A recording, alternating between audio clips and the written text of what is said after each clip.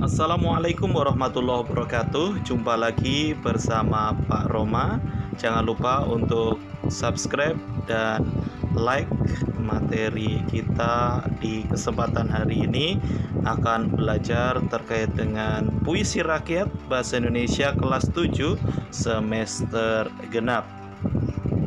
Kali ini kita akan belajar terkait dengan puisi rakyat. Puisi rakyat adalah sajak atau produk kesusastraan yang digunakan oleh masyarakat sebagai ungkapan atau pernyataan tradisional yang didasarkan pada irama, panjang pendeknya kalimat, tekanan suara, atau sebuah mantra.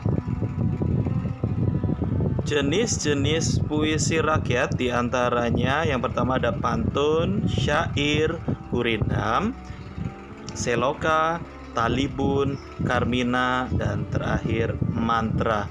Tetapi dalam kompetensi kelas 7 ini kita hanya belajar materi terkait dengan pantun, syair, dan gurindam. Baik, kita akan pelajari mulai dari pantun. Jadi pantun adalah puisi Melayu yang mengakar dan membudaya dalam masyarakat. Pantun dikenal dengan banyak nama di berbagai bahasa di Nusantara. Tonton bahasa Tagalog, tuntun bahasa Jawa, pantun bahasa Toba yang memiliki arti kurang lebih sama, yaitu suatu ucapan yang teratur, arahan yang mendidik, bentuk kesantunan. Pantun tersebar hampir di seluruh Indonesia. Fungsi pantun di semua daerah, baik itu Melayu, Sunda, Jawa, ataupun daerah lainnya sama, yaitu untuk mendidik sambil menghibur. Berikutnya ciri-ciri pantun. Setiap bait terdiri dari 4 baris atau larik. Setiap baris atau lariknya terdiri atas 8 sampai 12 suku kata. Yang ketiga, rima atau persamaan bunyi di akhir baris. Ya, jadi ini sajak yang terikat karena puisi lama ya. Jadi menggunakan sajak A B A B. Yang keempat, baris pertama dan kedua dinamakan sampiran. Nah, ciri yang kelima adalah baris ketiga dan keempat dinamakan isi. Itu adalah ciri pantun. Nah, berikutnya adalah contoh-contoh pantun. Di sini Pak Roma memberikan 4 contoh pantun. Ya. Pantun 1. Air surut memungut bayam, sayur diisi ke dalam kantung, jangan diikuti tabiat ayam, bertelur sebiji, riuh sekampung. Jadi itulah contoh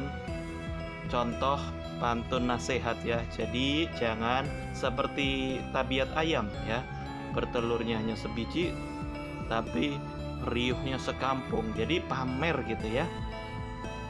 Jadi disebarkan, diberitakan ke semua orang. Oke.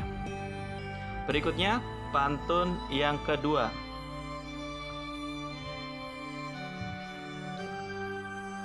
Baik berkalas, baik tidak, berbuli-buli, bertali benang, ya. Baik berbalas, baik tidak, asal budi sama dikenang. Jadi ini adalah pantun-pantun nasihat ya. Nenek moyang kita sangat senang sekali memberikan nasihat, memberikan petuah-petuah. Jadi ini tradisi lisan ya, anonim, tidak tahu siapa pengarangnya, tapi memiliki nasihat petuah. Pantun yang ketiga. Ikan nila dimakan berang-berang, katak hijau melompat ke kiri. Jika berada di rantau orang, baik-baik membawa diri. Nah, ini juga pantun nasihat. Jadi kalau kita berada di daerah orang lain, kalau kita bertamu, kita harus mematuhi adat istiadat setempat. Kita harus memiliki sopan santun, akhlak, adaptasi, membawa diri kita dengan sebaik-baiknya. Pantun yang keempat, akar keladi melilit selasih, selasih tumbuh di ujung taman. Kalungan budi berjunjung kasih, mesra kenangan sepanjang zaman ya. Ini adalah contoh pantun ya, pantun nasihat. Selanjutnya kita akan membahas terkait dengan syair. Langsung saja menuju ke syair. Syair sendiri adalah bentuk sastra yang berasal dari Persia ya, dari Asia Barat ya, daerah Arab. Berasal dari bahasa Arab yang artinya syair atau syu'ur ya, yang artinya perasaan yang menyadari ya, melibatkan indera perasaan kita ya, dan dituliskan di dalam syair. Ciri-ciri syair yang pertama, setiap baitnya terdiri dari 4 baris. Satu barisnya atau lariknya terdiri 8 sampai 14 suku kata. Kalau pantun tadi 8 sampai 12 suku kata. Nah, di syair ini 8 sampai 14 suku kata. Selisih sedikit ya, bisa agak lebih panjang ya. Nah, sajaknya terikat ya, memiliki rima bersamaan bunyi di akhir baris, yakni sajaknya a a a a. Semua baris itu isi, jadi memiliki makna, memiliki pesan ya. Dan bahasa yang digunakan ya berupa kiasan. Berikutnya contoh syair. Ini ada contoh syair perahu. Dilihat di baris terakhirnya ya. Indah, indah berpisah sudah ya. Inilah gerangan suatu mada. Mengarangkan syair terlalu indah, membetuli jalan. Dan teman-teman bisa baca sampai selesai. Dan yang terakhir di kelas 7 kita belajar terkait dengan gurindam. Apa itu gurindam? Gurindam itu berasal dari bahasa India, yaitu kirindam, yang artinya mula-mula atau perumpamaan. Gurindam saat nilai agama dan moral. Contoh, pekerjaan marah jangan dibela, nanti hilang akal di kepala. Nah, berikutnya ciri-ciri gurindam. Terdiri atas 2 baris dalam sebait. Jadi gurindam itu berbeda dengan pantun ya. Kalau tadi pantun 1 bait 4 baris. Nah, kalau gurindam ini 1 bait 2 baris. Nah, ini beda lagi. Setiap barisnya memiliki 10 sampai 14 suku kata ya. Ini kalau tadi 8 sampai 14 untuk syair. Nah, kalau ini gurindam 10 sampai 14. Memiliki rima AA atau BB, CC, dan seterusnya. Merupakan satu kesatuan yang utuh.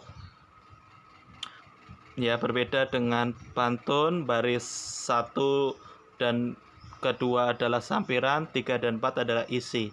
Tetapi kalau gurindam ini, jadi semuanya satu kesatuan yang utuh ya.